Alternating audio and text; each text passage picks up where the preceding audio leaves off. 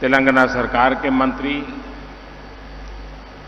Indian school of business executive board के chairman, dean, अन्य professors, teachers, parents और मेरे प्यारे युवा साथियों,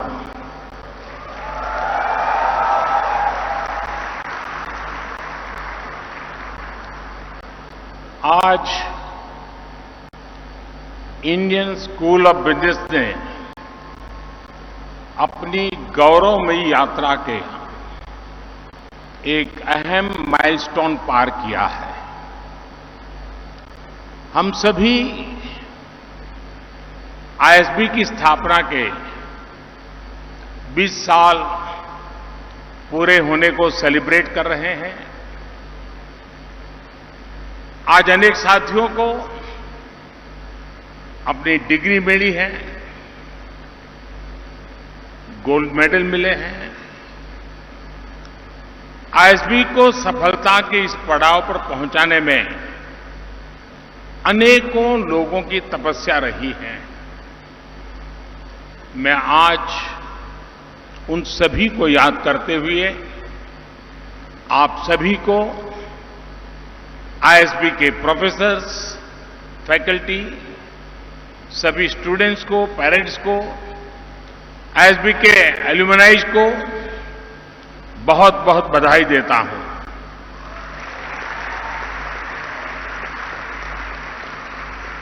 साथियों, साल 2001 में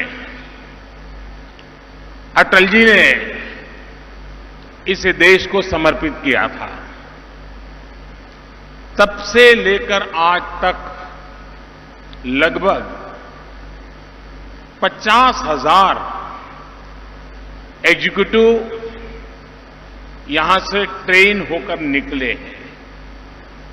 आज आईएसबी एशिया के टॉप बिजनेस स्कूलों में से एक है।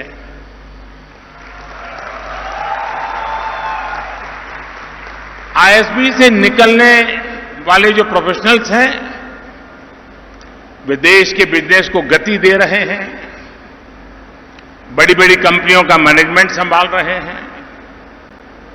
यहां के स्टूडेंट्स ने अनेक स्टार्टअप बनाए हैं, अनेकों यूनिकॉर्न्स निर्माण में उनकी भूमिका रही है। ये आईएसबी के लिए उपलब्धि तो है ही, पूरे देश के लिए गर्व का विषय भी है। साथियों, मुझे बताया गया है कि यह हैदराबाद और मोहाली कैंपस की पहली ज्वाइंट ग्रेजुएशन सेरेमनी है। आज जो स्टूडेंट्स पास होकर निकल रहे हैं, उनके लिए ये इसलिए भी खास है क्योंकि इस समय देश अपनी आजादी के 75 वर्ष का पर्व मना रहा है, अमृत महोत्सव मना रहा है। हम बीते 75 साल की उपलब्धियों को देख रहे हैं और आने वाले 25 साल के संकल्पों का रोड मैप भी बना रहे हैं। आजादी के इस अमृत काल में आने वाले 25 साल के लिए जो संकल्प हमने लिए हैं, उसकी सिद्धि में आप सभी की बहुत बड़ी भूमिका है। और आज भारत में जो आशा है, लोगों में जो आत्मविश्वास है, नए भारत के निर्माण के लिए जो इच्छा शक्ति है, वो आपके लिए भी अनेक संभावनाओं के द्वार खोल रही है। आप खुद देखिए, आज भारत G20 देशों के समूह में फास्टेस्ट ग्रोइंग इकोनॉमी है।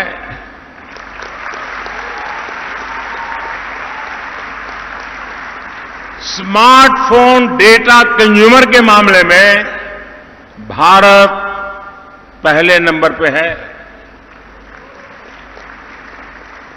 इंटरनेट यूजर्स की संख्या को देखें तो भारत दुनिया में दूसरे नंबर पर है। ग्लोबल रिटेल इंडेक्स में भी भारत दुनिया में दूसरे नंबर पर है। दुनिया का तीसरा सबसे बड़ा स्टार्टअप इकोसिस्टम भारत में है। दुनिया का तीसरा सबसे बड़ा कंज्यूमर मार्केट भारत में है। ऐसी कई चीजें मैं आपके सामने रख सकता हूं, गिना सकता हूं। कोरोना जैसी वैश्विक महामारी में हम सबने और दुनिया ने भारत का सामर्थ्य देखा है। सदी की इस सबसे बड़ी आपदा में ग्लोबल सप्लाई चेन्स में इतना बड़ा डिस्रप्शन हुआ, फिर युद्ध ने भी इस संकट को और बढ़ा दिया। इन सबके बीच भी भारत आज ग्रोथ के एक बड़े केंद्र के रूप में उभर रहा है। पिछले साल भारत में अब तक का सबसे ज्यादा रिकॉर्ड एफडीआई आया। आज दुनिया ये महसूस कर रही है कि इंडिया मीन्स बिजनेस, और ये केवल अकेले सरकार के प्रयासों के कारण संभव नहीं हुआ है। इसमें आईएसबी जैसे बिजनेस स्कूल्स का, यहां से निकलने वाले प्रोफेशनल्स का, देश के युवा का भी बहुत बड़ा योगदान है। चाहे स्टार्टअप्स हो या ट्रेडिशनल बिजनेस हो, चाहे मैन्युफैक्चरिंग हो या सर्विस सेक्टर हो, हमारे युवा ये साबित कर रहे हैं कि वो दुनिया को लीड कर सकते हैं। मैं सही बता रहा हूं ना? आपको भरोसा है कि नहीं अपने आप पर? मुझे आप पर भरोसा है, आपको अपने आप पर है। साथियों, इसलिए आज दुनिया भारत को, भारत के युवाओं को और भारत के प्रोडक्ट्स को एक नए सम्मान और नए भरोसे के साथ देख रही है। साथियों, भारत जिस स्केल पर लोकतांत्रिक तरीके से अनेक चीजें अपने यहां कर सकता है, जिस तरीके से हम यहां कोई नीति या निर्णय लागू कर सकते हैं, वो पूरी दुनिया के लिए अध्ययन का, सीखने का विषय बन जाता है। और इसलिए हम अक्सर इंडियन सॉल्यूशंस को ग्लोबली इंप्लीमेंट होते हुए देखते हैं। और इसलिए मैं आज इस महत्वपूर्ण दिन पर आपसे कहूंगा कि आप अपने व्यक्तिगत लक्ष्यों को देश के लक्ष्यों के साथ जोड़िए। आप जो सीखते हैं, आपका जो भी अनुभव होता है, आप जो भी इनिशिएटिव लेते हैं, उससे देश हित कैसे सधेगा, इस बारे में हमेशा सोचना चाहिए। जरूर सोचिए। आज देश में चाहे ईज ऑफ डूइंग बिजनेस के लिए अभियान हो, 1,500 से ज्यादा पुराने कानूनों और हजारों कंप्लायंसीज को समाप्त करने का काम हो, टैक्स के अनेकों कानूनों को समाप्त करके जीएसटी जैसी पारदर्शी व्यवस्था का निर्माण हो, एंटरप्रेन्योर्स और इनोवेशंस को बढ़ावा देना हो, नई स्टार्टअप पॉलिसी हो, ड्रोन पॉलिसी हो, अनेक नए सेक्टर्स को खोलना हो, 21वीं सदी की आवश्यकताओं को पूरा करने वाली नेशनल एजुकेशन पॉलिसी को लागू करना हो, ये सारे बड़े बदलाव आप जैसे युवाओं के लिए ही तो हो रहे हैं।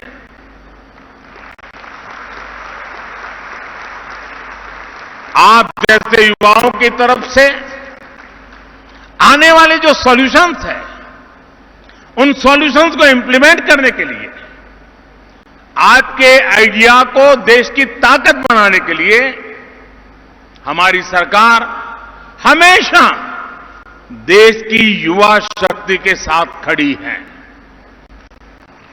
साथियों, आपने सुना होगा, कई बार एक बात को मैं बार बार दोहराता भी हूं और अक्सर मैं कहता हूं, रिफॉर्म, परफॉर्म, ट्रांसफॉर्म की बात करता हूं। ये मंत्र देश में आज जो गवर्नेंस है उसे डिफाइन करता है। ये आप जैसे मैनेजमेंट के स्टूडेंट्स, प्रोफेशनल्स के लिए भी बहुत अहम।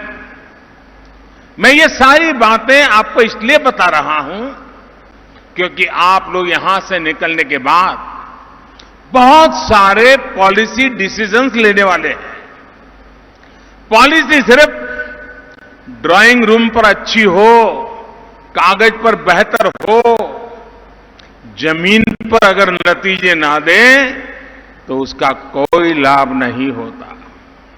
इसलिए पॉलिसी का आकलन इंप्लीमेंटेशन और एंड रिजल्ट के आधार पर होना चाहिए।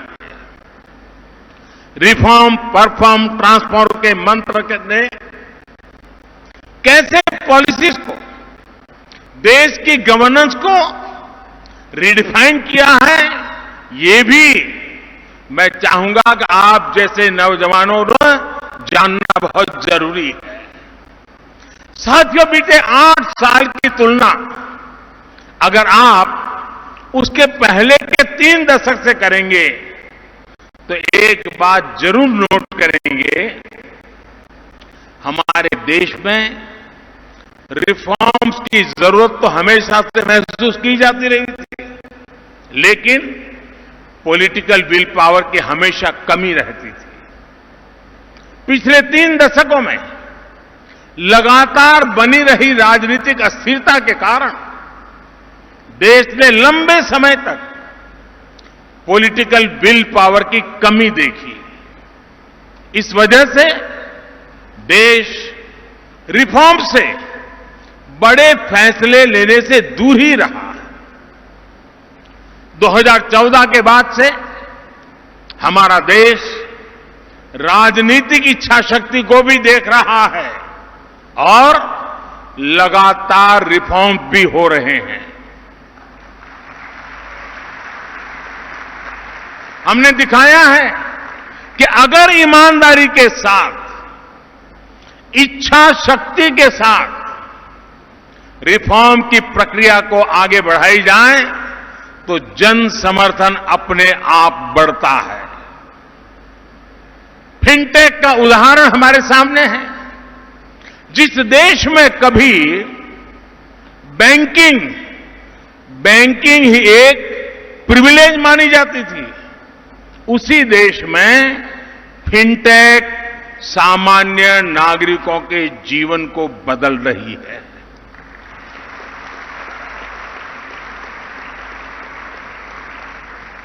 जहां कभी बैंकों के प्रति भरोसा कायम करने के लिए बहुत सारी मेहनत करनी पड़ती थी, वहां अब दुनिया की 40% डिजिटल ट्रांजैक्शन हिंदुस्तान में हो रही है।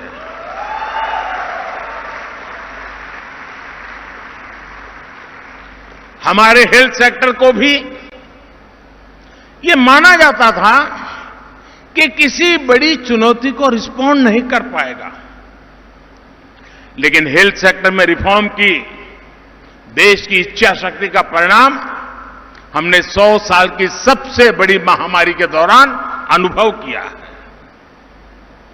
कोरोना ने जब दस्तक दी तब हमारे पास पीपीई किट्स बनाने वाले मैन्युफैक्चरर ना के बराबर थे। कोरोना स्पेसिफिक जरूरी इंफ्रास्ट्रक्चर भी नहीं था, लेकिन देखते ही देखते 1100 से अधिक पीपीई मैन्युफैक्चरर्स का नेटवर्क भारत में तैयार हो गया। कोरोना की टेस्टिंग के लिए भी शुरुआत में कुछ दर्जन लैब्स थी।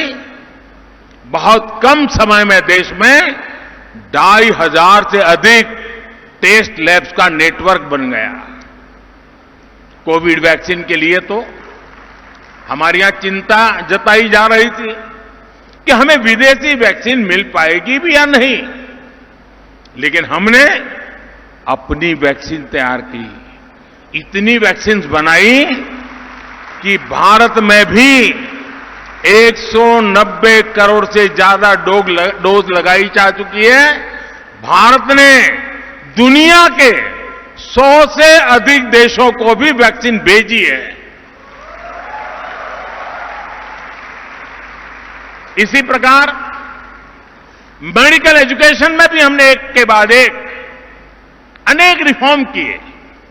इसी का परिणाम है कि बीते 8 सालों में मेडिकल कॉलेज की संख्या 380 से बढ़कर 600 से भी अधिक हो गई है। देश में मेडिकल की ग्रेजुएट और पोस्ट ग्रेजुएट की सीटें 90,000 से बढ़कर 1.5 लाख से ऊपर हो चुकी हैं। साथियों, पिछले 8 वर्षों में देश ने जो इच्छा शक्ति दिखाई है, उसकी वजह से एक और बड़ा बदलाव आया है। अब ब्यूरोक्रेसी भी पूरी शक्ति से रिफॉर्म्स को जमीन पर उतारने में जुटी है। सिस्टम वही है, लेकिन अब नतीजे बहुत संतोषजनक मिल रहे हैं। और इन 8 वर्षों में जो सबसे बड़ी प्रेरणा बनी है, वो है जन भागीदारी। देश की जनता खुद आगे बढ़कर रिफॉर्म्स को गति दे रही है। और हमने ये स्वच्छ भारत अभियान में देखा है। और अब वोकल फॉर लोकल और आत्मनिर्भर भारत अभियान में भी हम जन भागीदारी की ताकत को देख रहे हैं। जब जनता सहयोग करती है तो नतीजे अवश्य मिलते हैं, जल्दी मिलते हैं। यानी सरकारी व्यवस्था में सरकार रिफॉर्म करती है, ब्यूरोक्रेसी परफॉर्म करती है और जनता के सहयोग से ट्रांसफॉर्मेशन होता है। साथियों, ये आपके लिए एक बहुत बड़ी केस स्टडी है। रिफॉर्म, परफॉर्म, ट्रांसफॉर्म की जो ये डायनेमिक्स हैं, वो आपके लिए रिसर्च का विषय है। आईएसबी जैसे बड़े संस्थान को अध्ययन करके, एनालिसिस करके दुनिया के सामने इसे लाना चाहिए। यहां से जो युवा साथी पढ़कर निकल रहे हैं, उन्हें भी रिफॉर्म, परफॉर्म, ट्रांसफॉर्म के इस मंत्र को हर क्षेत्र में लागू करने का प्रयास करना चाहिए।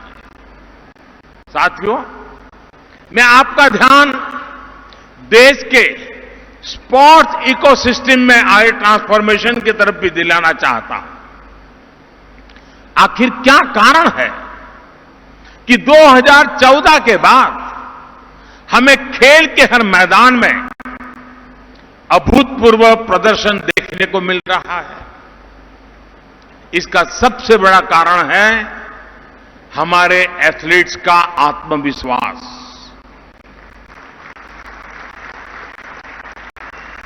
आत्मविश्वास तब आता है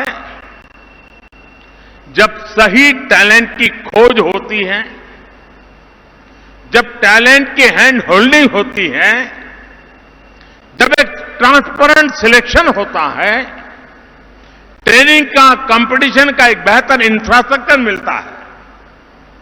खेलो इंडिया से लेकर ओलंपिक्स पोडियम स्कीम तक ऐसे अनेक रिफॉर्म्स के चलते आज स्पोर्ट्स को ट्रांसफॉर्म होते हम अपनी आंखों के सामने देख सकते हैं, अनुभव कर सकते हैं। साथियों, मैनेजमेंट की दुनिया में परफॉर्मेंस, वैल्यू एडिशन, प्रोडक्टिविटी और मोटिवेशन, इन बातों पर भी बहुत चर्चा होती है। अगर आपको पब्लिक पॉलिसी में इसका उत्तम उदाहरण देखना है तो आपको एस्पिरेशनल डिस्ट्रिक्ट प्रोग्राम को जरूर स्टडी करना चाहिए। हमारे देश में 100 से अधिक ऐसे जिले थे जो विकास की दौड़ में काफी पीछे थे। देश के लगभग सभी राज्यों में एकाध दो कहीं पर थोड़े ज्यादा ऐसे एस्पिरेशनल डिस्ट्रिक्ट है। विकास से जुड़े हर पैरामीटर में ये जिले बहुत कम स्कोर करते थे। इसका सीधा प्रभाव देश की ओवरऑल परफॉर्मेंस पर, रेटिंग पर, ओवरऑल प्रदर्शन पर बड़ा नेगेटिव असर पड़ता था। इनको ये समझकर कुछ हो नहीं रहा है, बदलाव दिख नहीं रहा है, हालत बुरे हैं और इसलिए सरकारें क्या करती थी, उसको पिछड़ा घोषित कर देती थी। ये तो बैकवर्ड डिस्ट्रिक्ट है। अगर यही सोच है तो उनके मन में भी हो जाता है यहां तो ऐसा ही रहेगा, कुछ बदलाव नहीं होगा। सरकारी सिस्टम में जिन अफसरों को सबसे कम प्रोडक्टिव माना जाता था, निकम्मे माना जाता था, उनको अक्सर इन जिलों में तैनात करने देना और जाओ भाई तुम्हारा जानो, तुम्हारा नसीब जाने, पड़े रहो। लेकिन साथियों, हमने अप्रोच बदली। जिसे कल तक बैकवर्ड डिस्ट्रिक्ट कहते थे, हमने कहा है बैकवर्ड नहीं है, ये एस्पिरेशनल डिस्ट्रिक्ट है। हमने उसको एस्पिरेशनल घोषित किया और हमने तय किया कि हम इन जिलों में विकास की आकांक्षा जगाएंगे, एक नई भूख जगाएंगे। देश के एफिशिएंट युवा अधिकारियों को चिन्हित करके इन जिलों में भेजा गया। इन जिलों में होने वाले हर काम को विशेष तौर पर मॉनिटर किया गया। डैशबोर्ड पर रियल टाइम मॉनिटरिंग करने की व्यवस्था की। जहां जहां कमियां नजर आती थी, उन कमियों को दूर करने का प्रयास किया गया। और साथियों, आपको जानकर के खुशी होगी, आज स्थिति ये है कि इनमें से कई जिले आज देश के दूसरे बेहतर समझे जाने वाले जिलों से कहीं ज्यादा अच्छा परफॉर्म कर रहे हैं।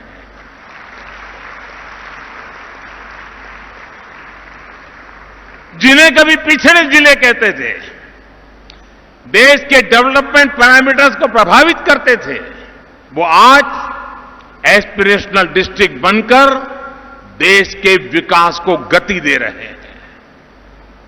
अब हमने राज्यों से कहा है कि इस अप्रोच को और विस्तार दें। हर जिले में ऐसे ब्लॉक्स होते हैं जो विकास के मामले में दूसरों से पिछड़ गए हैं। ऐसे ब्लॉक्स को आइडेंटिफाई करके एस्पिरेशनल ब्लॉक्स अभियान को अब आगे बढ़ाया जा रहा है। देश में हो रहे ये बदलाव, इनकी जानकारी आपको पॉलिसी डिसीजंस में, मैनेजमेंट में बहुत मदद करेगी। साथियों, आपके लिए ये सब जानना इसलिए भी जरूरी है क्योंकि आज देश में बिजनेस के मायने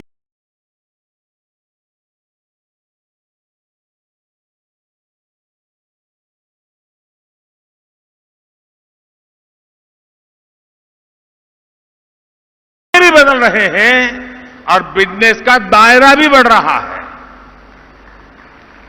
आज भारत में economic landscape small, medium, cottage और यहां तक कि इनफॉर्मल एंटरप्राइज तक में फैल रहा है।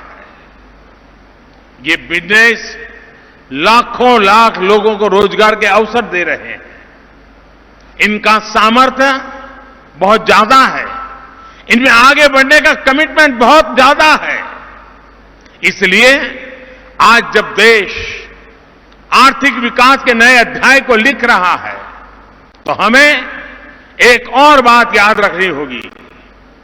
हमें छोटे व्यापारियों, स्मॉल बिजनेस का भी उतना ही ध्यान रखना होगा। हमें उन्हें ज्यादा बड़े प्लेटफॉर्म देने होंगे, ग्रो करने के लिए ज्यादा बेहतर मौके देने होंगे। हमें उन्हें देश विदेश में नए नए बाजारों से जोड़ने में मदद करनी होगी। हमें उन्हें ज्यादा से ज्यादा टेक्नोलॉजी से जोड़ना होगा और इसी बात पर आईएसबी जैसे संस्थान, आईएसबी के स्टूडेंट्स की भूमिका बहुत अहम हो जाती है। एक फ्यूचर बिजनेस लीडर के तौर पर आप सभी को, हर बिजनेस को और बड़ा और विस्तार करने के लिए आगे आना होगा, जिम्मेवारियां संभालनी होगी। और आप देखिएगा, आप छोटे बिजनेस को ग्रो करने में मदद करेंगे तो आप लाखों एंटरप्रेन्योर्स के निर्माण में मदद करेंगे, करोड़ों परिवारों की मदद करेंगे। भारत को फ्यूचर रेडी बनाने के लिए हमें सुनिश्चित करना होगा कि भारत आत्मनिर्भर बने और इसमें आप सभी बिजनेस प्रोफेशनल्स की बहुत बड़ी भूमिका है और यह आपके लिए एक तरह से देश की सेवा का अहम उदाहरण होगा। साथियों, देश के लिए कुछ करने का, देश के लिए कुछ कर गुजरने का आपका जज्बा देश को नई ऊंचाई पर ले जाएगा। मुझे आईएसबी पर, आईएसबी के स्टूडेंट्स पर, आप सभी नौजवानों पर बहुत भरोसा है, बहुत विश्वास है। आप एक पर्पज के साथ इस प्रतिष्ठित संस्थान से बाहर निकले। आप अपने गोल्स को राष्ट्र के संकल्पों के साथ जोड़िए। हम जो कुछ भी करेंगे उससे एक राष्ट्र के रूप में सशक्त होंगे। इस कमिटमेंट के साथ जब आप कोई भी प्रयास करेंगे तो सफलता आपके कदम पर होगी।